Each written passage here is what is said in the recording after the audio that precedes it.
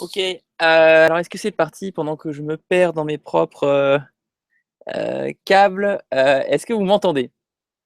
Bienvenue à toutes et à tous pour ce deuxième cours de la Masterclass Marketing Digital.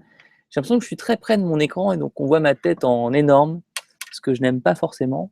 Comment est-ce qu'on va faire ça? On va mettre l'écran un peu plus loin. Voilà, on est mieux. Alors, est-ce qu'on m'entend bien?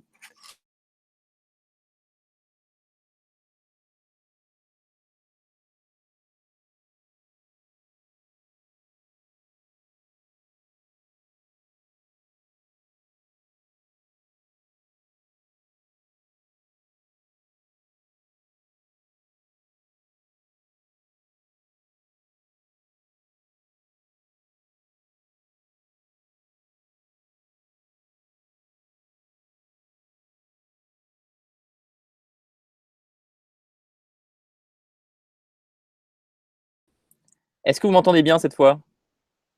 Je devrais être de retour. Pouvez-vous rafraîchir votre écran? Ah, c'est bon, je suis de retour. Très bien. Bon, je ne sais pas ce qui s'est passé. Le système s'est mis en veille. Combien est-ce qu'on est ce soir? Alors, dans le chat, j'ai 870 personnes. Et en comptant les gens qui regardent depuis leur téléphone portable, 1230. Bon, bah écoutez, c'est peut-être une petite surcharge. En tout cas, du coup, je ne vais pas bouger mon ordinateur parce que j'ai l'impression que quand je le bouge, ça lui fait mal. Donc, vous allez continuer de me voir en plein écran, en grand. Donc, bienvenue à toutes et à tous pour ce deuxième cours de la Masterclass Marketing Digital. J'espère que le premier cours vous a plu. N'hésitez pas à faire le maximum de retours aux assistants pédagogiques sur le cours, tout ce qu'on peut améliorer. Moi, c'est vraiment la logique que je vais avoir chez Live Mentor. C'est à chaque promotion, on essaye d'améliorer la qualité des cours. Si un exemple n'était pas assez clair, il faut le dire. Si vous voulez encore plus de cas pratiques, encore plus de concret, il faut le dire. Si ça allait trop vite et que j'ai dit trop de choses, il faut le dire également. C'est vraiment la manière dont on travaille et chaque mois, en fait, on fonctionne avec les élèves pour toujours améliorer la qualité des cours. Moi, je ne crois pas personnellement à la pédagogie du type le prof sait tout et l'élève n'a pas le droit de lui faire des retours. Ce n'est pas du tout la manière dont on bosse chez Live Mentor.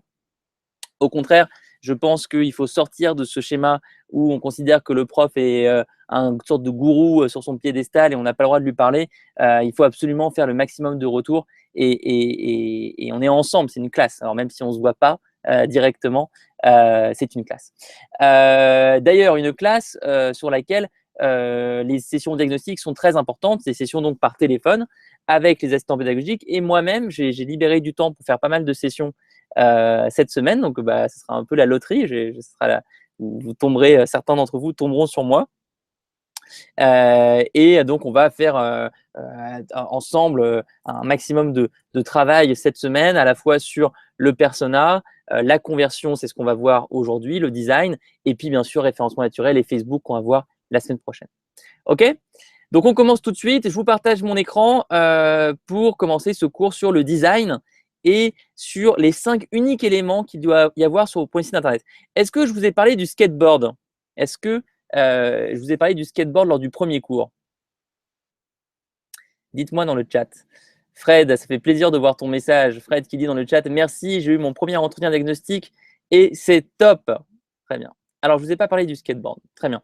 Alors, le skateboard, c'est super important. C'est vraiment une philosophie très importante pour les gens qui lancent un projet, soit les entrepreneurs, les freelances indépendants. C'est quoi l'idée? Et vous allez voir pourquoi j'en parle lors de ce cours sur le design. L'idée du skateboard, c'est de sortir du raisonnement classique qu'on a quand on lance un projet qui est j'en parle à personne, je le fais dans mon coin, je vais y passer des heures, des jours, des semaines, des mois, et je vais le sortir, en parler au public, je vais commencer à faire de la communication dessus qu'au moment où j'aurai une voiture, une super voiture qui roule avec 4 roues, etc. Je n'ai pas le permis, pour info, donc ça n'a rien à voir avec mon niveau de conduite, l'avis que je vais donner là maintenant. Donc, je vais attendre d'avoir ma voiture. Et donc, premier mois, je vais avoir une roue. Avec une roue, je ne peux rien faire. À part pousser ma roue, je ne peux rien faire. Deuxième mois, j'aurai 2 roues. Troisième mois, j'aurai 2 roues et puis un début de moteur. Le mois d'après, j'aurai une carcasse de voiture. Et puis, un jour, peut-être, j'aurai la voiture qui fonctionne parfaitement. Le problème, c'est que généralement, avec cette approche, on se décourage, en fait, on abandonne avant d'avoir la voiture qui fonctionne, qui roule, etc.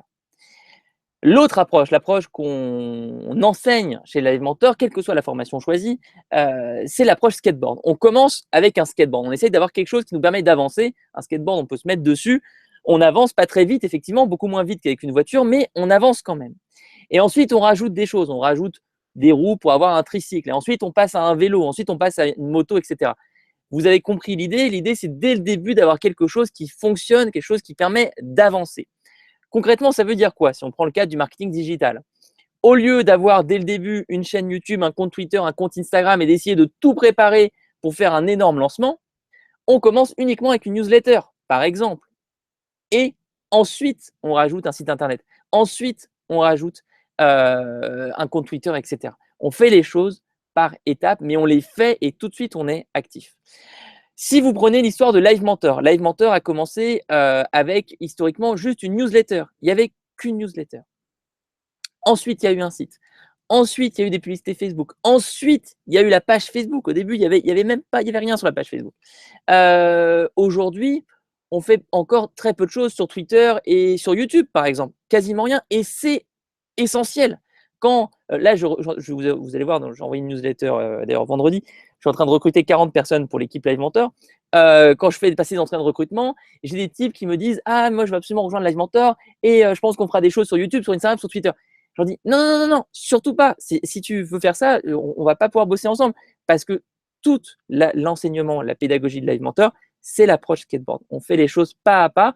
C'est pour ça, par exemple, qu'on met 6 mois avant de lancer une nouvelle formation. Et par contre, quand on la lance, on est sûr que c'est la meilleure formation qui existe sur Internet. Et voilà, je pense que les retours des élèves vont dans ce sens-là et nous confortent dans le fait de prendre le temps de faire les choses. Donc, je vous invite à vous concentrer également, à vous centrer sur un sujet, à lancer très vite au lieu d'essayer de tout faire. Est-ce que c'était clair cette approche skateboard? Est-ce que c'était clair? Dites-le moi dans le chat. Normalement, j'ai une jolie image et une slide, mais là, je ne la trouve plus, où on voit d'un côté l'approche avec une roue, deux roues, une carcasse, et ensuite la voiture, et de l'autre côté, le skateboard. Alors, Corinne, comment faire pour lancer une newsletter quand tu n'as pas de mail, quand tu n'as pas de liste de prospects?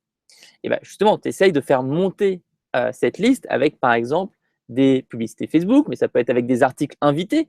Bon, mais là, on sort du sujet du cours d'aujourd'hui, mais on pourra en parler en diagnostic pendant très longtemps hein, par rapport à cette question qui est: je veux commencer avec une newsletter, comment est-ce que je récupère des adresses mail? Ça peut être avec des pubs Facebook qui récupèrent des adresses email, ça peut être avec des articles invités sur des blogs partenaires, ça peut être plein de choses. Mais on commence uniquement avec les newsletters, c'est tout à fait possible.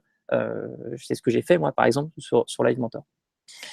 Jonathan, oui, je comprends le skateboard, je vois pas trop par rapport à mon projet. Et ben écoute, honnêtement, j'ai envie de te prendre un exemple là maintenant. Si tu as un site internet disponible qu'on peut regarder, envoie-le dans le chat et je vais te montrer comment faire du skateboard sur ton projet. Allez, je te promets pas parce qu'il y a tellement de messages dans le chat que j'ai peut-être manqué le tien, mais je vais essayer si tu es assez réactif et que tu m'envoies le lien maintenant. En attendant, les 5 uniques éléments qu'il doit y avoir sur votre site internet, oui, ça c'est du skateboard, c'est essayer de se concentrer sur ce qui compte. Jessica qui me dit: allô Alexandre, est-ce que tu peux parler un peu moins rapidement s'il te plaît? Je suis désolé Jessica, c'est mon problème historique, c'est que je parle trop vite quand je donne cours parce que j'ai plein de choses à dire. J'ai envie de vous dire le maximum de choses durant le cours pour que ça soit le plus instructif pour vous, mais je vais essayer d'être moins rapide. Thomas, est-ce que tu peux faire un rappel rapide sur le skateboard? Là, ça va être dur, cher Thomas, parce que on en a parlé là pendant toutes les minutes qui viennent de s'écouler. Regarde le replay et tu peux en parler avec les assistants pédagogiques si tu le désires. Alors, on va commencer tout de suite donc ce cours sur les 5 uniques éléments qu'il doit y avoir sur votre premier site internet. Le mentor, vous me connaissez, l'adresse email masterclass-marketing-digital@livementor.com. Cours sur le design la semaine prochaine, études de mots-clés et Facebook évidemment. Facebook, super important. Et dans le dernier cours, je présenterai également la formation avancée pour ceux qui veulent que je les suive durant les 3 prochains mois. Les 5 uniques éléments qu'il doit y avoir sur votre premier site internet. Donc effectivement, c'est quoi la stratégie mauvaise, catastrophique, en tout cas la stratégie qui ne fonctionne pas quand on lance un site internet? C'est de penser qu'il faut un site avec un design génial, des photos professionnelles, plein de fonctionnalités, paiement en plusieurs fois sans frais, plusieurs langues, un design responsive, à savoir un design qui s'adapte sur mobile et sur tablette, un logo magnifique, des témoignages, des parutions presse. Ça, c'est une grosse erreur de vouloir avoir tout ça sur son site internet. Sachant qu'à cette erreur s'ajoute une erreur initiale qui est de se dépêcher à toute vitesse de créer le site avant de faire l'étude de persona. Je vous rappelle qu'il faut toujours faire l'étude de persona en premier. D'abord faire l'étude de persona et ensuite on se met à créer le site internet.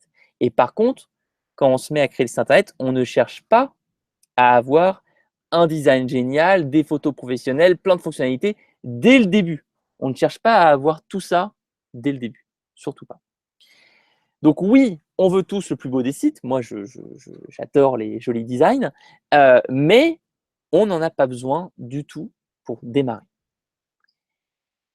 Et il y a cette citation que j'aime beaucoup, qui est en fait une citation de la personne qui a créé LinkedIn, que vous connaissez tous, le réseau social professionnel.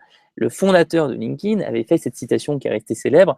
Il est difficile d'admettre que personne n'attend vraiment la sortie de votre site. En fait, c'est vrai, personne n'attend la sortie de votre site. Donc, en fait, il n'y a pas du tout à se stresser sur l'image qu'a son site au début. Si je pouvais vous retrouver la première version du site de Live Mentor, en vrai, je l'ai, la première version du site de Live Mentor. Attendez, c'est pas prévu que je le fasse dans le cours, mais ça serait tellement marrant de vous montrer ça. Est-ce que je peux réussir à vous montrer ça?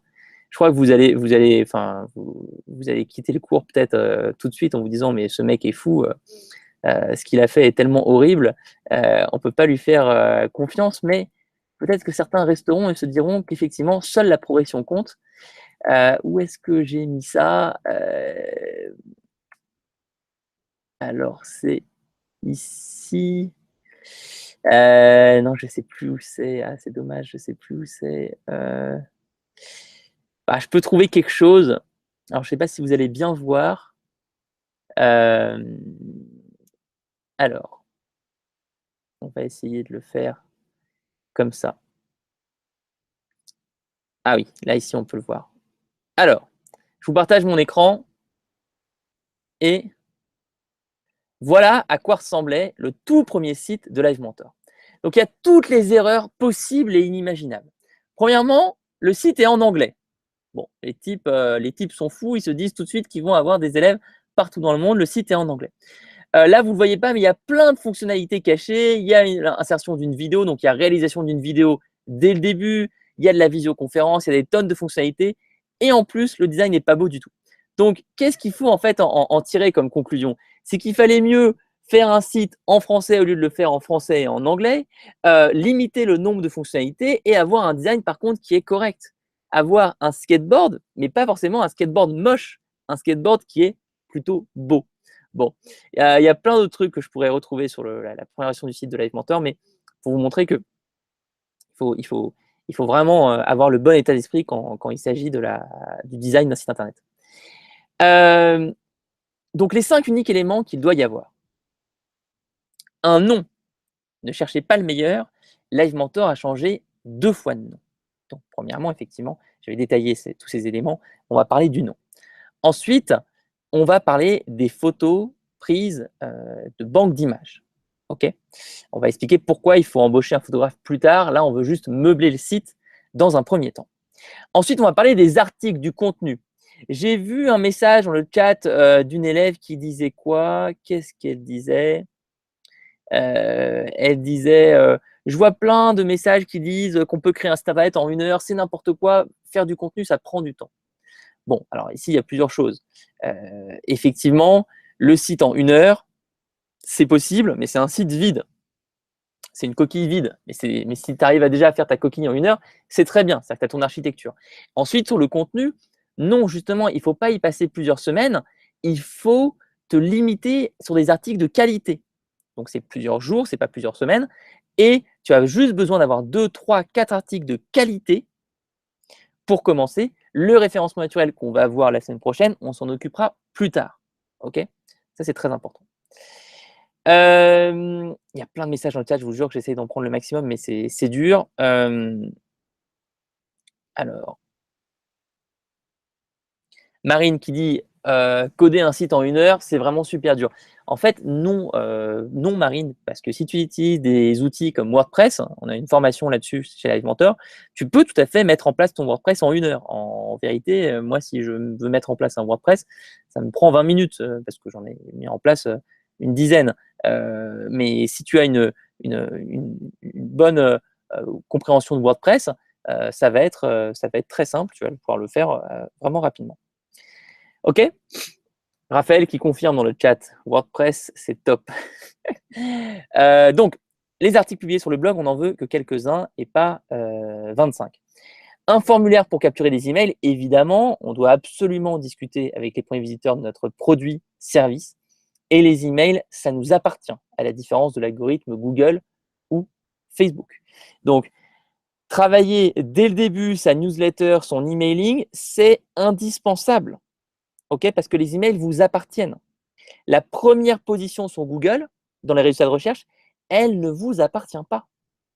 Elle dépend de l'algorithme de Google. Le jour où Google modifie son algorithme, la première place, on peut la perdre. Idem pour Facebook. Je détaillerai tout ça dans le cours sur Facebook qui est très important. Il y a Sophie et Pauline qui me parlent de Wix. Wix, je déteste ça. C'est une honte, ce site. Vous devez payer chaque mois. C'est n'importe quoi. Vous n'êtes pas maître des données qui sont mises sur Wix. C'est 1000 fois moins intéressant que WordPress. Alors certes, c'est un tout petit peu plus simple d'accès. Enfin, c'est ce qu'ils vous font croire dans leur marketing. Mais en vérité, Wix, c'est beaucoup moins bien que WordPress. Et enfin, donc une page à propos. Une page à propos. Ne racontez pas votre histoire dans cette page à propos. Concentrez-vous sur votre persona, vos visiteurs, leurs espoirs, leurs craintes, leurs objectifs. Idem, blogueur, Jimdo, c'est moins bien que WordPress. C'est moins bien que WordPress. Bon, je ne peux pas sortir du cours et faire un cours sur WordPress. Il y a toute une formation qui est dédiée à ça chez Live Mentor. Mais ce que je peux vous dire, c'est que vraiment, on a choisi WordPress pas par hasard. Ça ne veut pas dire qu'on ne peut pas faire des très bons sites sur Wix ou sur Jimdo. Bien sûr que vous pouvez le faire. Et certains d'entre vous ont déjà des sites très performants sur ces outils-là. Mais pour ceux qui commencent, je vous recommande vraiment de faire du WordPress. Si vous avez déjà, j'insiste, si vous avez déjà un site sur Wix par exemple et qui fonctionne bien, dont vous êtes content, c'est très bien, c'est le skateboard. Je ne vais pas aller à l'encontre de ce que je disais tout à l'heure. Vous avez quelque chose qui correspond à ce que vous voulez faire. Maintenant, on se concentre sur autre chose, on se concentre sur le marketing et on fait avec Wix. Il n'y a pas de problème avec ça. Là, je m'adressais vraiment à ceux qui commencent. Le nom. Alors, le nom. Donc, il y a effectivement beaucoup de bonnes pratiques qui existent au sujet du nom. Un nom qui est court, c'est mieux. Un nom qui est mémorable, ça doit bien sonner. Ne pas suivre la mode, c'est bien aussi. Il doit être disponible facilement en nom de domaine, ce nom. Il doit être mémorable dans toutes les langues si on a un projet international. Si vous pouvez respecter cela, c'est très bien, mais n'y accordez pas trop d'importance car on se rappelle uniquement des marques qui racontent des histoires et pas celles qui ont seulement un joli nom. Alors, est-ce que certains d'entre vous connaissent Live Mentor depuis longtemps? Est-ce que certains d'entre vous sont au courant en fait que Live Mentor a changé de nom? Est-ce que ça dit quelque chose à certains qui suivent peut-être Live Mentor depuis plusieurs mois ou même plutôt plusieurs années pour le coup? Est-ce que ça vous dit, ça vous dit quelque chose, un changement de nom chez Live Mentor? Dites-le moi dans le chat. Alors, pour la plupart d'entre vous, non, parce que vous êtes des élèves récents. Il y en a quelques-uns qui sont au courant des aventures de Live Mentor. Alors, déjà, je vais vous donner plusieurs outils après. Je vais vous donner plusieurs outils qui sont utiles. Mais pour vous raconter très rapidement l'histoire de Live Mentor s'appelait Hello Mentor. Hello Mentor. Est-ce que certains d'entre vous, normalement, je n'ai pas le droit de raconter cette histoire à cause des avocats, mais bon, je la raconte quand même, elle est rigolote. au final, il faut mieux en rire. Est-ce que certains d'entre vous connaissent la série télé Il était une fois la vie?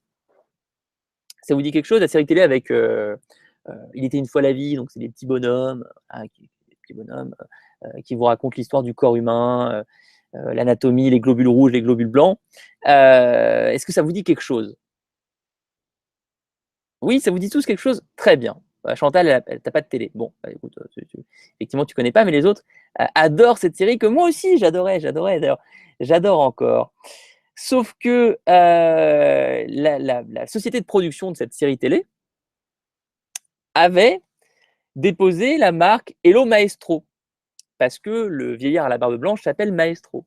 Et donc, Hello Maestro a attaqué Hello Mentor en disant c'est trop proche, c'est également dans l'éducation. Bon. Donc, on vous attaque. Alors, quand vous êtes jeune entrepreneur et que vous recevez la lettre, à l'époque, j'habite encore chez ma mère, donc vous imaginez l'ambiance, le réveil, il faut aller au boulot, c'est compliqué. À l'époque, l'école décolle pas trop, on ne sait pas trop faire de marketing.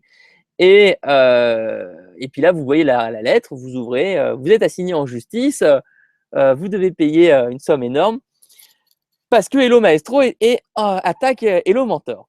Bon, alors pourtant, on était allé sur l'INPI, le site pour déposer sa marque. On avait pu déposer la marque Hello Mentor. C'était très bien passé, elle était disponible. Mais vous vous faites attaquer, vous faites 1 an de procès, vous perdez 2 fois, puis après, vous pouvez faire appel pour aller à la cour de cassation. Et puis finalement, vous décidez de changer de nom parce que c'est tellement ridicule tout ça. C'est tellement ridicule quand on vous dit que Maestro et Mentor, c'est de la même origine anglo-saxonne, alors que Maestro, tout le monde le sait, c'est d'origine italienne. Hein. C'est dans l'encyclopédie. Hein. Maestro, terme d'origine italienne. Bref, tout ça pour vous dire que le nom, il faut le choisir vite parce qu'on peut toujours vous attaquer et vous pouvez toujours être forcé d'en changer. Et au final, moi, pendant 1 an, ça m'a pris la tête, ça m'obsédait cette histoire, j'en pouvais plus. Je trouvais ça abusé, je trouve ça toujours abusé. Mais vous changez de nom, vous vous appelez Live Mentor et au final, ça va très bien. Alors, il y en a pas mal d'entre vous qui sont en train de raconter leurs déboires similaires, des déboires juridiques avec certains élèves qui ont été attaqués par Le Bon Coin, par EDF. Je suis en train de découvrir ça en même temps que je lis les messages. Mais tout ça pour vous dire que le nom, il faut le choisir assez vite. Merci Chantal qui dit que c'est mieux Live Mentor. Ça me fait très plaisir que tu dises ça. Merci beaucoup. Le nom, il faut le choisir assez vite parce que de toute façon, vous pouvez être amené à en changer et ce n'est pas ça qui fait le cœur de votre activité. Les élèves, si demain je changeais le nom et que j'appelais ça, je ne sais pas moi, chapiteau mentor, clown mentor, bah, je pense que la plupart de mes élèves resteraient quand même fidèles. Enfin, j'espère que vous resteriez fidèles parce que ce qui compte, c'est autre chose. C'est ce qu'il y a dans votre activité, c'est ce qu'il y a dans votre passion pour l'entrepreneuriat, c'est ce qu'il y a dans le contenu que vous apportez à vos utilisateurs. C'est dans ce que vous faites et pas dans votre nom. Donc, l'erreur malheureusement trop fréquente, c'est de passer des mois et des mois à se prendre la tête sur le nom, à faire des sondages sur Facebook. Levez la main dans le chat, mettez un emoji si vous l'avez déjà fait. Un sondage où vous embêtez un peu tous vos amis, en disant est-ce que tu préfères le nom numéro 1, le nom numéro 2, le nom numéro 3, etc. etc. Bref. Non, il ne faut pas faire ça, il faut être rapide. Il y a des outils qui existent pour savoir si un nom de domaine est disponible. Je vais vous en donner un dans le chat. Un exemple de site pour trouver si un nom de domaine est disponible. Celui-là, par exemple. Et puis, si vous voulez découvrir toute l'histoire de Live Mentor et notamment les procès, etc., il y a un article que j'ai écrit. S'il vous plaît, ne quittez pas le cours pour aller le lire. Gardez ça en stock pour la suite. Moi, c'est toujours, vous savez, ma grande hantise, c'est que les élèves quittent mon cours et comme je ne vous vois pas, je ne sais pas si vous êtes là. Alors, je regarde toujours le compteur d'élèves. Normalement, il monte en plus durant les cours, mais c'est quand même ma hantise, c'est que je rêverais que vous soyez tous dans un amphithéâtre pour pouvoir voir s'il y en a un qui s'en va et lui dire de revenir s'asseoir. Laetitia, je suis là, très bien. Je suis qui, on est là. Donc, un article que j'avais écrit avec toute l'histoire de Live Mentor. Et dedans, je fais un petit aparté, il y a plein de choses qui sont, je pense, à reprendre, notamment toutes les galères, quoi. Si vous êtes dans votre projet, que vous avez des galères, c'est normal de galérer quand on lance un projet. C'est un message qu'on fait passer souvent chez Live Mentor. Il faut juste s'y préparer. Ok, donc pour le nom, on suit les recommandations que j'ai mises sur cette slide, on utilise l'outil que je vous ai donné et on est conscient qu'en fait, ça peut changer. On vérifie la disponibilité auprès de l'INPI, donc base-marque.inpi.fr, ça prend 5 minutes. Ça vous évite des déconvenus et ça évite la confusion de marques trop proches ou même éloignées. Bon, même si encore une fois, je vous l'ai raconté avec l'histoire de Live Mentor, ce n'est pas une garantie, tout risque qui marche à 100%. À propos du logo, parlons maintenant du logo. Est-ce que vous pensez qu'il y a eu un gros travail sur le logo de Tinder? Alors, dites-moi dans le chat, à votre avis, combien de temps le designer de Tinder a passé sur ce tout premier logo? À votre avis, combien de temps? Il l'a dit dans une interview. Alors, chat, 2 minutes, c'est quand même rapide. Julie, 1 mois.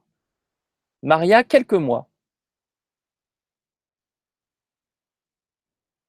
Je suis graphiste, je dirais 1 minute 30.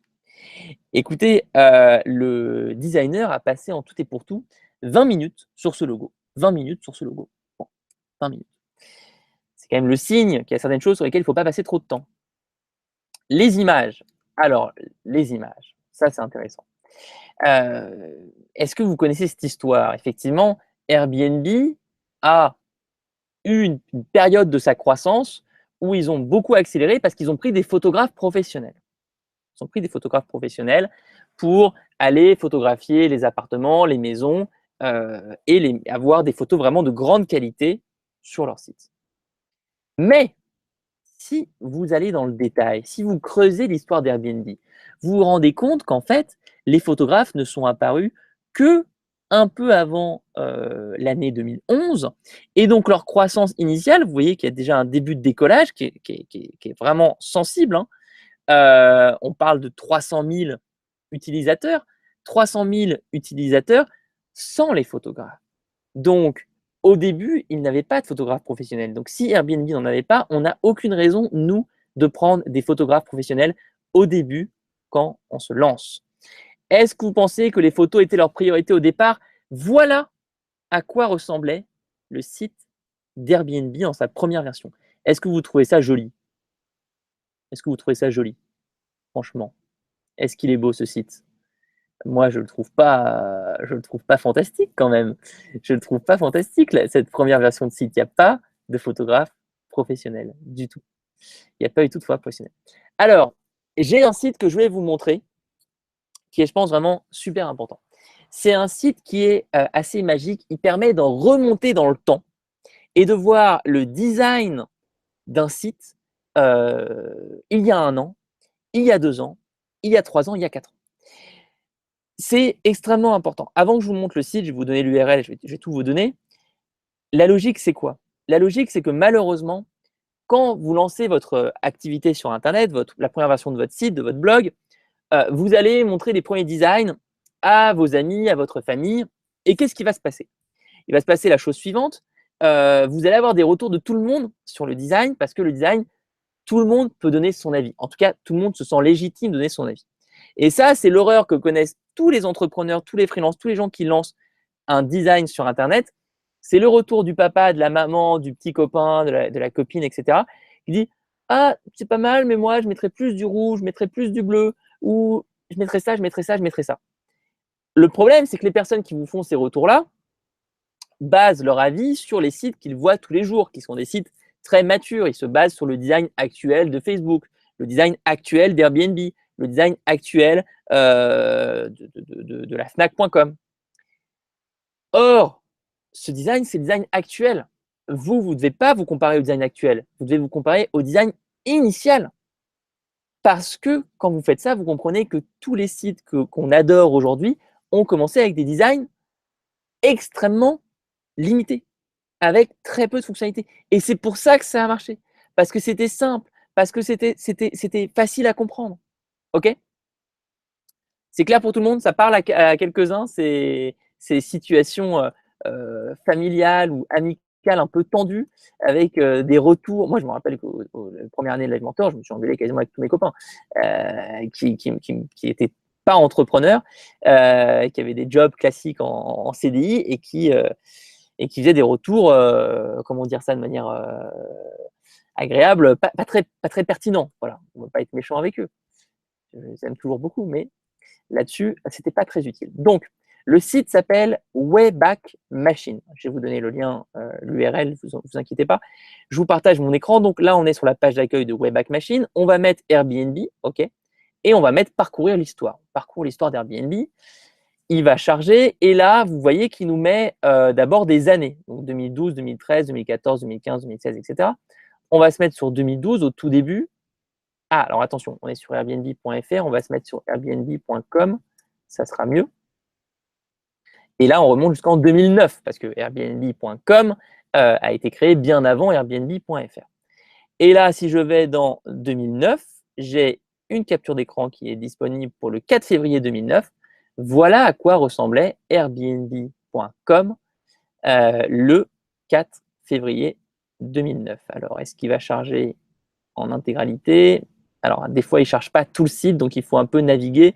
On va aller un peu plus loin en 2009. On va voir si on a un peu plus de chance. Il est en train de fonctionner. Là, on commence à avoir quelque chose qui est un peu plus en place, mais ce n'est pas encore parfait. Si on avance encore un peu dans le temps. Alors, on va aller vers la fin de l'année 2009.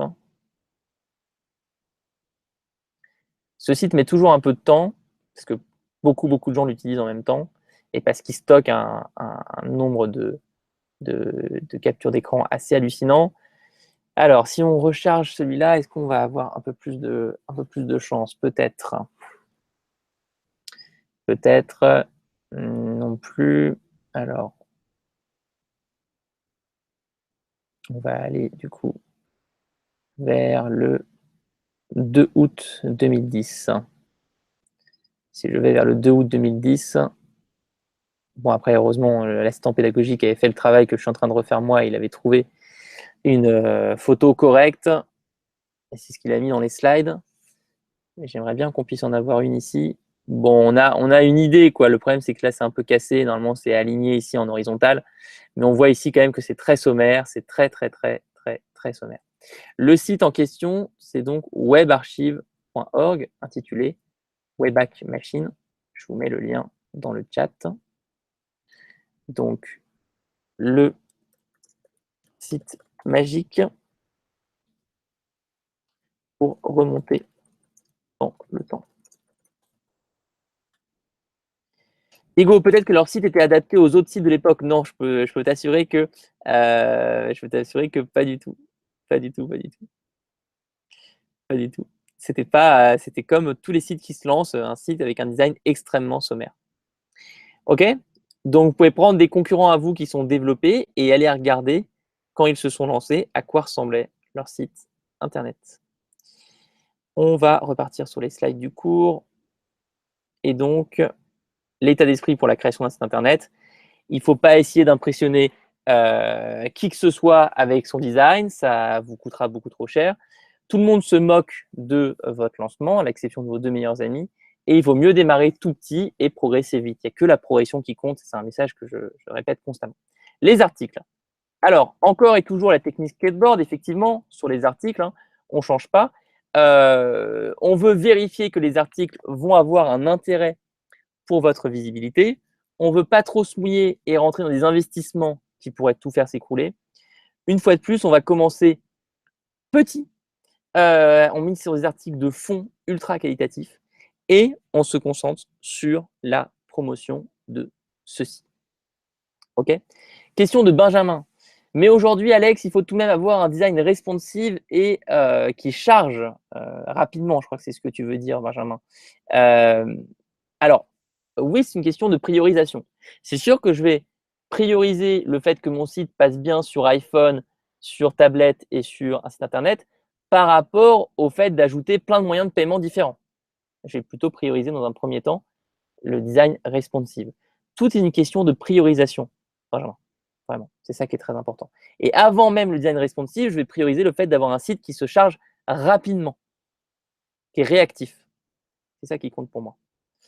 Blandine, et pour ceux qui vendent de la prestation, est-ce que c'est le même principe? Absolument, Blandine, absolument. Si tu es consultant, que tu vends des prestations, tu as intérêt aussi à faire l'approche skateboard parce qu'un consultant développé, il va avoir un site qui est très développé, il va avoir un blog avec beaucoup d'articles, beaucoup de contenu. Tu ne veux pas, du tout avoir la volonté de tout avoir au début sur ton site. Alors, ceci est beaucoup plus intéressant que 100 articles de référencement naturel. Oui, effectivement, l'article que je vous ai envoyé, c'est une capture d'écran là, de cet article.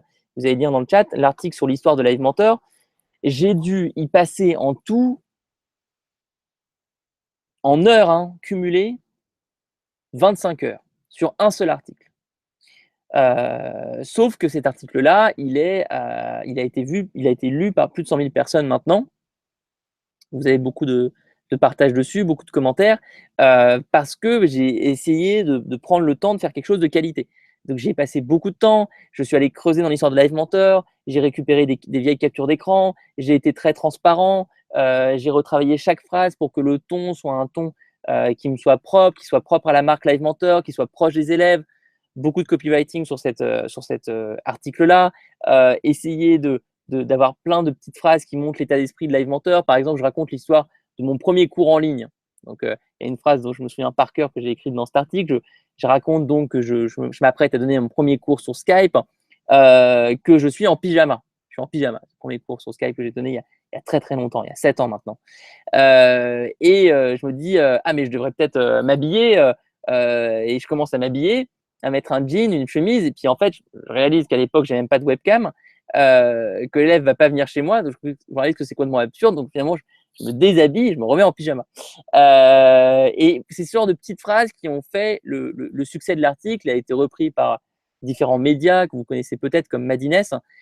Et donc, je vous invite vraiment à faire peu d'articles au début, mais à faire des articles de qualité, des articles qui vont se partager, des articles qui vont faire la différence. OK? Isabelle, c'est ce que j'ai fait sur un article avec une pub Facebook. J'ai touché plein de monde. C'était incroyable. Ah, très bien. C'est exactement l'approche que je recommande. Geneviève, excuse-moi Alexandre, mais pourquoi écrire des articles à la base? Comment ça nous aide à nous faire connaître s'ils sont publiés sur notre site tout neuf que personne ne visite encore? Ça t'aide premièrement à convertir sur ton site, Geneviève. Ça t'aide à convertir. Ça t'aide à avoir de la confiance, de la réassurance. D'accord?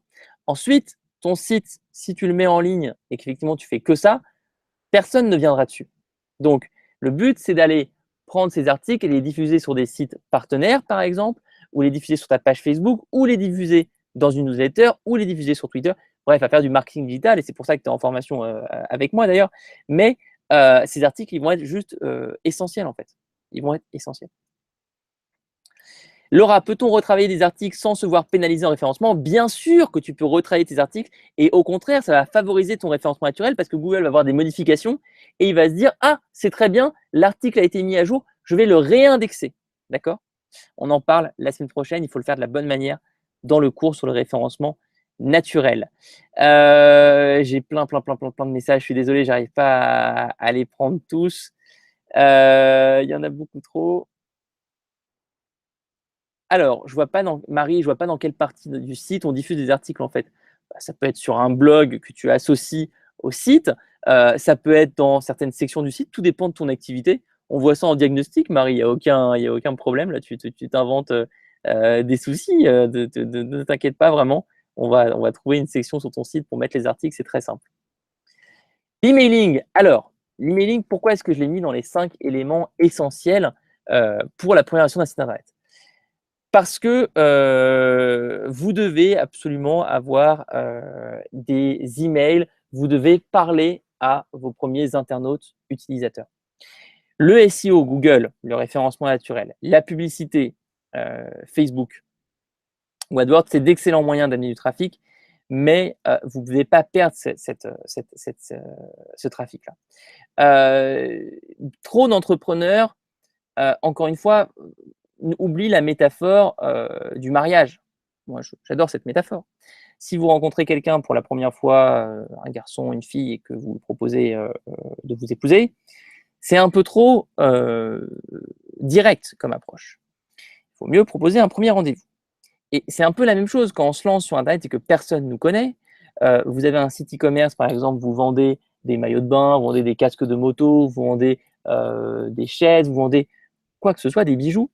Si dès le début, vous proposez aux gens d'acheter, dès le début, sans avoir aucun contenu sur votre site Internet et sans avoir de newsletter, c'est très dur. Alors que si au début, vous proposez quelque chose, contenu d'adresse email, et que vous avez ensuite une newsletter qui permet de présenter votre activité, pourquoi vous avez choisi tel et tel type de bijoux, comment vous les avez sélectionnés, pourquoi vous les vendez à ce prix-là, comment vous les avez conçus vous-même, comment vous avez choisi les personnes qui les, euh, euh, les personnes qui les produisent, là, on a quelque chose qui est beaucoup plus intéressant parce que vous vous êtes replongé dans votre persona et dans ce qui l'anime. Benjamin renvoie un mail aux assistants pédagogiques. Je sais qu'ils sont un peu débordés parce qu'il y a beaucoup d'élèves qui se sont inscrits sur ces promotions. Ils vont te répondre, ne t'en fais pas. D'ailleurs, pour tous ceux qui parfois peuvent avoir un peu de questionnement sur les réponses des assistants pédagogiques, renvoyez des mails. Je vous jure ils ont vu passer vos emails, mais ils vont revenir dessus. N'hésitez pas à les relancer. Ils vous répondront. Alors, Véronique, j'ai un site e-commerce, mes clientes n'ont pas coché la case newsletter à l'inscription, comment je fais? Alors bon, là, c'est tout un sujet. Donc, j'ai 3 cours entiers dans la formation avancée sur la newsletter et sur l'emailing, donc je vais essayer d'être concis là en quelques minutes. Mais si je suis sur ton site, Véronique, et que c'est au moment de l'inscription que tu me proposes de m'inscrire à la newsletter, je ne vois pas quel est l'intérêt pour moi. Je ne vois pas quelle est la valeur, en fait. Tu me parles d'une newsletter, mais moi, je ne sais pas ce que tu fais dans ta newsletter. Newsletter, c'est un terme qui est ultra mal connoté. Ultra mal. C'est catastrophique. Newsletter, on pense tout de suite à la Fnac, à Darty, à tous ces sites qui envoient des newsletters affreuses avec les 10 produits du moment. Tu as plein d'images, plein de textes, tu ne comprends rien. Et tu es spammé, tu en reçois plein. Quand tu essaies de te désinscrire, ça ne fonctionne pas. Bref, une horreur. C'est pour ça que, au lieu de dire rejoignez ma newsletter, tu as beaucoup plus intérêt à proposer autre chose. Si tu prends l'exemple de Live Mentor, Live Mentor, tu t'inscris à une formation d'introduction et à la fin de cette formation d'introduction, je te dis écoute, si tu veux continuer à recevoir des conseils, des cas pratiques de Live Mentor, tu peux rejoindre la newsletter. Puis, il y a un lien de désinscription à la fin de chaque mail et l'élève peut se désinscrire et ne plus recevoir les mails. Je mets également une section bibliothèque que vous avez peut-être vue, elle est dans le header du site, sur lequel je mets des archives de la newsletter pour que les élèves puissent se dire ah, je consulte cette archive de newsletter, ça me plaît, j'ai envie de recevoir les prochains épisodes de newsletter. Si ça ne me plaît pas, je ne m'inscris pas. Donc, attention dans la manière dont tu présentes ta newsletter. C'est super, c'est super important. Ok. Maëve, tu as eu l'assistant pédagogique t'a demandé ton budget de marketing digital. Oui, les assistants pédagogiques peuvent vous demander votre budget pour savoir s'ils vont vous conseiller des publicités Facebook, par exemple, ou pas.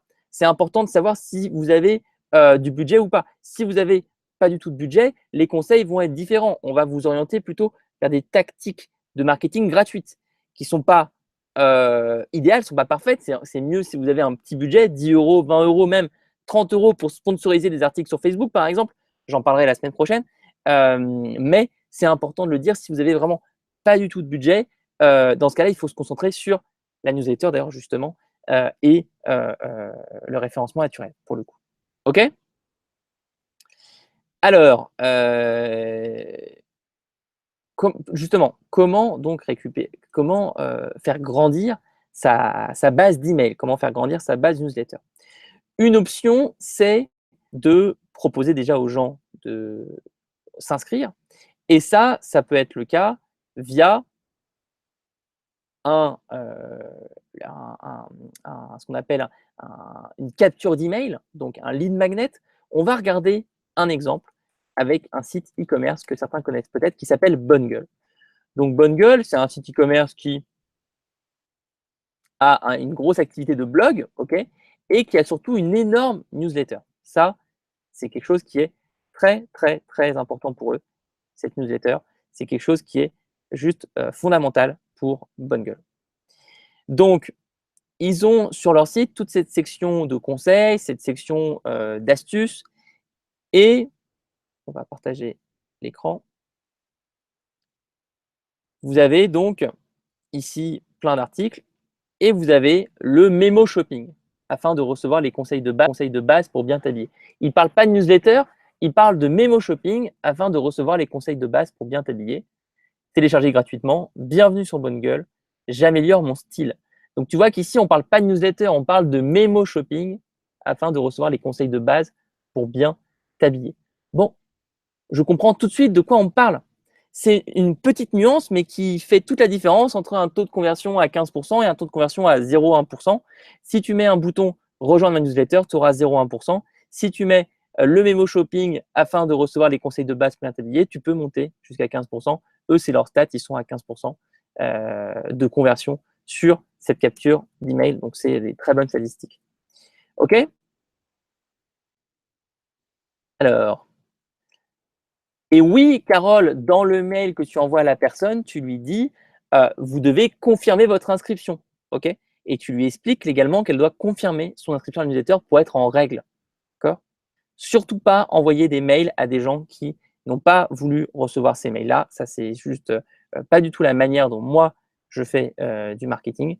Et je vous conseille de surtout pas écouter les conseils de gens qui vous disent il faut acheter des bases d'emails, il faut commencer à shooter des emails à tout le monde, à des gens qui n'ont pas du tout demandé à recevoir ces emails-là. Non, voilà, il faut envoyer des emails qu'aux personnes qui ont réclamé d'en recevoir. La page à propos. La page à propos, c'est la base pour commencer à créer de la confiance avec vos visiteurs. Elle est beaucoup plus consultée qu'on ne le croit. Elle a un impact énorme sur la suite du parcours de vos visiteurs. La négliger revient à dire « je ne vous connais pas, je ne cherche pas à vous comprendre ». Donc, une mauvaise page à propos est auto-centrée. Là, j'ai pris un exemple de très mauvaise page à propos où il y a marqué l'émission qu'on vous propose, la prise de contact, l'écoute. Lors de notre première rencontre, nous sommes à l'écoute de vos attentes. On vous aide à les formuler. Nous transcrivons votre programme tant sur son aspect qualitatif que quantitatif. Nous prenons note du budget dont vous disposez. Prenons connaissance des caractéristiques de votre terrain et des règles urbaines. C'était un cabinet d'architectes. Nous vous présentons le déroulement des études, vous conseillons sur les démarches administratives. Bla, bla, bla, bla, bla. Personne ne parle comme ça. Ce ton-là, il est pas humain, il est pas naturel, il est pas humoristique. On n'est pas obligé de faire que de l'humoristique, mais je donne des exemples. Il n'est pas émouvant, il n'est pas touchant, il est juste pas humain en fait. Il est soporifique, comme le dit Julie dans le chat. Ça va pas. Une bonne page à propos raconte une histoire. Vous connaissez peut-être Innocent qui fait des petits smoothies super bons, des boissons. Ils disent bonjour, nous sommes innocents. Nous faisons des boissons délicieuses et 100% naturelles. Nous essayons de faire aussi des blagues. Taux de réussite 53,99%. Tout a commencé en 99 lors d'un festival de musique. 3 garçons les cheveux au vent, fraîchement diplômés, achètent 100 kilos de fruits frais. Ils élaborent leur premier smoothie avec un panneau. Devons-nous quitter nos jobs pour lancer des boissons saines et installent 2 poubelles? Oui et non. Les visiteurs devaient jeter leurs gobelets dans une des 2 poubelles. À la fin du festival, la poubelle oui était pleine. Le lendemain était le premier jour du reste de notre vie. Voilà, vous savez tout, ça fait maintenant plus de 15 ans qu'on fait des smoothies et des jus de fruits frais, mais nous n'avons pas changé notre façon de faire, des fruits mixés ou pressés et rien d'autre, jamais. Bon, bah, c'est parfait ça. C'est parfait, c'est magnifique. Ça, c'est du bon copywriting. Ça part de l'histoire, ça part quelque chose de unique. C'est quelque chose qu'on ne voit pas ailleurs. C'est leur histoire et ils la racontent très bien. Des questions. Je sais qu'il y a plein de questions. Je vais essayer d'en prendre un maximum. Il nous reste combien de temps? Il nous reste 10 minutes pour que je puisse prendre des sites d'élèves et que je fasse un diagnostic sur le design. Je vais essayer de vous montrer ce que je fais un peu toutes les semaines en fait en formation avancée. Il y a un cours de questions-réponses uniquement. Il y a plein de vidéos qui sont à côté en fait. Dans la formation avancée, il y a les deux. Il y a d'un côté une trentaine de vidéos sur toutes les thématiques du marketing digital, où là, on rentre complètement dans le détail, dans l'accompagnement. Par exemple, j'ai 5 ou 6 cours sur Facebook où je partage mon écran et je vous montre comment faire des publicités, que je vous montre comment faire un groupe Facebook, je vous montre comment personnaliser les audiences, idem sur l'emailing, idem sur le référencement naturel. Et à côté de ça, chaque semaine, un cours de questions-réponses uniquement où je réponds à toutes les questions des élèves et on fait que ça. Et puis à côté de ça, diagnostic illimité, le groupe Facebook, enfin plein de choses. Là, on va le faire en aperçu à la fin de ce cours en prenant quelques exemples. Alors, je suis désolé de ne pas avoir pu prendre toutes les questions posées dans le chat. Vous étiez nombreux ce soir. On va prendre 36 bobines. 36 bobines. 36 bobines. Alors, je ne comprends pas immédiatement ce que fait ce site. Patron de robe, biais en lin blanc, biais en lin ficelle, atelier, création, blog. Ça fait beaucoup de choses. Alors, c'est quoi les ateliers? Les ateliers, envie d'apprendre à coudre, vous n'allez pas vous lancer seul, vous savez coudre, vous avez envie de progresser en cousant des vêtements. Claire, auparavant enseignante d'éducation nationale, qui est partie, très bien, elle a lancé son projet. Propose différentes formules, des cours de couture collectifs, mais où ça? En ligne? Non, ils ont lieu à Saint-Étienne de Montlu, à 20 minutes au nord de Nantes. Ou bien, ils peuvent être à votre domicile, vous invitez 2 ou 3 personnes, dans un rayon de 30 km. D'accord, alors, bon, là, premièrement, un retour sur le référencement naturel, on verra ça la semaine prochaine. Ça, c'est pas du tout optimisé pour le référencement naturel. Il faut que tu mettes atelier couture à Saint-Étienne. Il faut que tu crées différentes pages qui sont toutes liées à Saint-Étienne pour que tu puisses remonter sur les requêtes couture Saint-Étienne. Ça, c'est extrêmement important que tu mettes ça en place.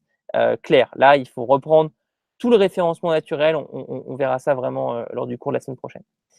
De l'autre côté, ça, c'est uniquement une des activités présentes sur ce site. Il y en a plein d'autres, il y en a même beaucoup d'autres. Par exemple, est-ce qu'il est essentiel d'avoir dès le début le système de carte cadeau? Je n'en suis pas sûr. Tu me diras s'il y a des gens qui utilisent le système de carte cadeau. Je n'ai pas l'impression que ce soit prioritaire dans un premier temps.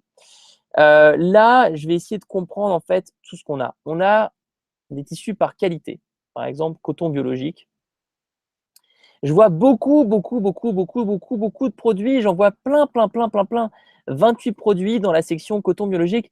Est-ce que, Claire, tu as de la demande sur chacun de ces produits? J'en suis pas sûr. J'ai l'impression que tu as beaucoup de choses entre tissu par saison, tissu par qualité, patron, mercerie et en plus les cartes cadeaux. Ça fait beaucoup de choses et dans chaque section, tu as énormément de choix. Je pense que tu aurais vraiment intérêt à te limiter sur tes produits qui fonctionnent le mieux. Et sur ces produits qui fonctionnent le mieux, par contre, ici, je vois une page qui n'est pas à la hauteur de ce que tu peux faire. Parce que sur cette page, qu'est-ce qu'il y a?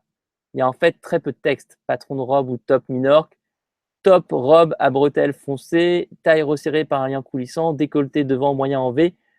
Tu ne me racontes pas une histoire ici. Tu ne me racontes pas une histoire. Tu mets des infos très brutes. Tu rédiges pas vraiment. C'est un style qui est très comment on dit on dirait un fax en fait. Hein. On dirait un fax. Donc ça ne me va pas. Ensuite, bon, donc, premier retour, se limiter, être en mode skateboard, là, tu ne l'es pas assez. Je suis désolé, mais tu ne l'es pas assez. 2, se concentrer sur un nombre petit de produits et sur ce nombre petit de produits, par contre, faire une vraie présentation. Regarde ce que fait Bonne Gueule, par exemple, dans l'e-commerce. Si on va sur le shop Bonne Gueule, on va prendre n'importe quel produit. Par exemple, ici, qu'est-ce que j'ai pris? J'ai pris un pantalon chino. Là, bon, j'ai une vidéo. Je ne te demande pas de faire une vidéo au début parce que tu n'as pas le temps pour ça, mais au moins de commencer à rédiger des choses ici. Un chino tout-terrain. Nous voulions un chino qui s'adapte à toutes les situations, mais sans jamais être fade ou banal. Velcorex, tisserand, expert du chino, etc. Une confection haut de gamme. Beaucoup de photos. Un sergé de coton 4 saisons. Un verre olive élégant. Des photos, du texte, des photos, du texte. Il y a beaucoup de choses. Là, quand on arrive sur ce site, on se dit, OK, c'est des experts. C'est des experts. Alors ensuite, après, il y a des conseils qui sont spécifiques un peu au marketing, parce que pour avoir eu pas mal d'élèves de formation avancée qui vendent des vêtements en ligne, je peux tout de suite te dire un peu le type d'acquisition que tu vas faire. C'est une acquisition sur Facebook. Tu vas faire de la publicité Facebook. Sur cette publicité Facebook, tu veux optimiser, tu vas la faire directement vers une page produit. Tu ne vas pas la faire sur ta page d'accueil. La publicité ne va pas envoyer vers la page d'accueil, elle va envoyer directement vers la page produit. Sur cette page produit, tu veux enlever ce qui est superflu. Par exemple, envoyer à un ami, imprimer, partager sur Facebook, tu me l'enlèves tout ça. Tu me fais un vrai texte de présentation. Et ensuite, tu as plein de plugins qui peuvent se rajouter sur cette boutique en ligne. Par exemple, des comptes à rebours, des temps limités, ce genre de choses, qui vont te permettre d'avoir un meilleur taux de conversion. OK? Donc voilà, il y a des choses à modifier. Tu as beaucoup de contenu, tu as une histoire qui est top. J'ai vu ça dans Atelier Couture. Le fait que tu aies quitté l'éducation nationale, on sent que tu es passionné par ce que tu fais. Donc, je pense que tu as la bonne motivation pour être entrepreneur. Par contre, là, tu n'as pas abordé la conversion et le design de la bonne manière. Pareil, newsletter 36 bobines. Je ne sais pas ce qu'il y a dedans, en fait. Je ne sais pas ce qu'il y a dans cette newsletter. Je ne sais pas pourquoi je dois la rejoindre. Tu me donnes pas quelque chose en échange. Si tu me disais au contraire, télécharge mon guide pour faire soi-même un patron de blouse, télécharge mon guide pour savoir comment choisir un tissu de qualité, télécharge mon billet d'humeur, mon papier blanc, mon livre blanc, pardon, sur le coton biologique. Là, je me dis, mais c'est génial, j'ai envie de suivre ce site e-commerce parce que je suis face à un passionné qui adore ce qu'il fait. OK? Est-ce que c'était clair comme retour, Caroline, tout ce que je t'ai dit? Dis-moi dans le chat si ce petit diagnostic que je t'ai fait là t'a permis déjà d'y voir un peu plus clair. Je n'avais pas regardé ton site avant, donc je l'ai découvert un peu sur le feu, mais bon, je commence à avoir l'habitude des sites e-commerce. Alors, Christine me dit super analyse. Mais c'était pas toi, Christine, l'élève. Si, c'était Christine? Non? Qu'est-ce que j'ai. Non, c'était clair, je crois. Bon. Alors, Sandy qui me dit tu n'as cité que la capture d'email comme exemple pour compléter sa base de données d'email. Bah oui. Bah, en fait, c'est pas un exemple. Pour compléter ta base de données d'email, tu dois capturer des emails, Sandy. Après, dans les manières de faire, tu peux faire des livres blancs, tu peux faire des guides gratuits, tu peux faire des jeux concours, tu peux faire des webinars, tu peux faire plein de choses contre un email. Mais dans tous les cas, tu vas capturer un email. Quelqu'un va te laisser un email, tout simplement. Dis-moi si c'était assez clair. Alors, pour la section à propos, effectivement, il y a deux choses, Thomas, tu as raison, qui vont toujours ensemble. Il y a d'un côté, raconter son histoire de manière honnête, transparente, décalée, son histoire et pas son activité. C'est ça la différence. Quand je dis vous ne devez pas parler de vous, c'est que vous ne devez pas parler de votre activité en long et en large et en parler pendant des heures et des heures. Il faut plus parler de son histoire. Ça, c'est très intéressant. Et à côté, parler du persona. Soit vous faites les deux, soit vous faites que l'un, mais dans ce cas-là, mais dans tous les cas, vous devez être dans ces deux grands univers, votre histoire et votre persona. Alors, quel outil je recommande pour l'emailing, me demande Benjamin. En fait, il y a plein d'outils qui sont très bons. Mailchimp est un très bon outil. Mailjet est un outil excellent. Pour ceux qui continueront en formation avancée, vous aurez une réduction sur Mailjet. On a un partenariat avec eux, donc ne créez pas un compte tout de suite si vous pensez continuer en formation avancée, puisque vous aurez 3 mois gratuits sur le pack bronze, qui permet quand même d'économiser pas mal de sous. En fait, quel que soit l'outil, moi, bien sûr, j'ai privilégié Mailjet parce qu'en plus, c'est des Français, donc j'aime bien soutenir les boîtes françaises et c'est une très belle boîte, ils font des choses très bien. En vérité, à part le fait que pour les aides de formation avancée, il y a une réduction, c'est un outil qui est similaire à Mailchimp. Donc, la question, ce n'est pas l'outil. Il y a plein d'outils d'emailing qui sont bons. La question, c'est votre compétence sur le sujet de l'emailing, votre capacité à rédiger des mails qui sont engageants, qui sont qualitatifs, qui sont ouvert avec des bons objets d'email, des subject lines, comme on dit en anglais. Il faut que vous ayez des taux d'ouverture qui soient vraiment importants parce que sinon, vous allez tomber dans l'océan des newsletters qui sont lus par personne, où les gens se désinscrivent, où les gens vous mettent en spam. Et là, c'est très dur de remonter.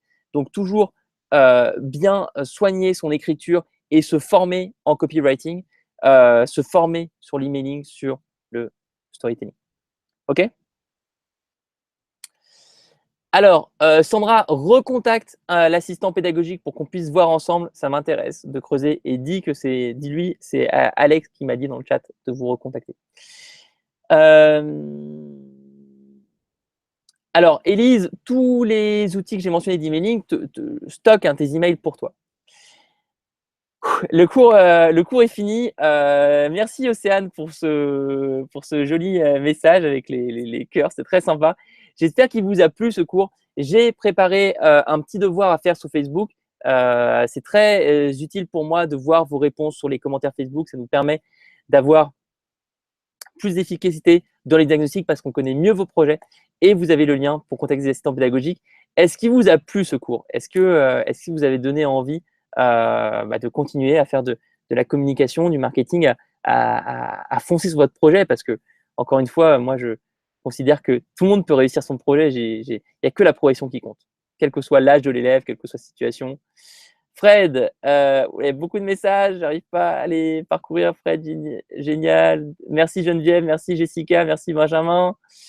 Il y a trop de messages. Merci Jessica, merci Selacta, merci Dominique, merci Sandy, merci Théo, merci Julie, merci Fanny, merci Séverine, merci Thierry, merci Susanna, merci à tous. En fait, voilà, vous voyez, les messages défilent un peu trop vite. Je n'arrive pas à tous les lire, mais je vous fais un remerciement collectif de 81 nouveaux messages. Mais pourtant, j'arrête pas de les défiler. Sophie, on va t'aider sur le copywriting. Merci Corinne, merci. Voilà, merci à tous.